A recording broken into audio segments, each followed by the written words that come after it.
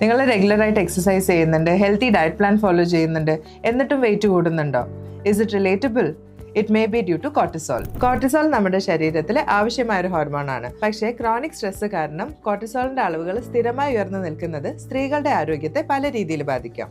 ഇതിൽ പ്രധാനമായും wait and മെറ്റബോളിസത്തിനെയാണ് ബാധിക്കുന്നത്. ഹൈ കോർട്ടിസോൾ ലെവൽസ് വയറിന് ചുറ്റും കുഴപ്പടിഞ്ഞു കൂടാനും വെയിറ്റ് ഇംബാലൻസസ് ഉണ്ടാക്കാനും കാരണമാവാം. രണ്ടാമതായി, കോർട്ടിസോളിന്റെ ലെവൽസ് അധികമാകുമ്പോൾ ഹോർമോണൽ ഇംബാലൻസസും അതുമൂലം പീരിയഡ്സ് ഒക്കെ ഇറഗുലർ ആവാനും ചാൻസ് ഉണ്ട്. അതുപോലെ തന്നെ ചില ആളുകളിൽ high cortisol levels acne, hair fall എന്നിവയെ ട്രിഗർ ചെയ്തേക്കാം. ഇനി മറ്റു ചിലരിൽ മൂഡ് ചേഞ്ചസും സ്ലീപ്പ് ഡിസ്റ്റർബൻസസും കാണാറുണ്ട്. അപ്പോൾ ഇൻ ഷോർട്ട്, സ്ട്രെസ്സിനെ നമുക്ക് കംപ്ലീറ്റ് ആയിട്ട് ഒഴിവാക്കാൻ പറ്റില്ല.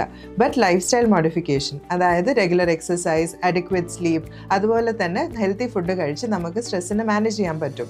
ഓൾസോ റിലാക്സേഷൻ ഹാബിറ്റ്സ് പ്രാക്ടീസ് ചെയ്യുക. For example, breathing techniques, hobbies, ഇതെല്ലാം സ്ട്രെസ് കൺട്രോൾ ചെയ്യാൻ നല്ലതാണ്. ഇതുപോലുള്ള ഹെൽത്ത് ടിപ്സിനായി ഈ പേജ് ഇപ്പം തന്നെ ഫോളോ ചെയ്തു.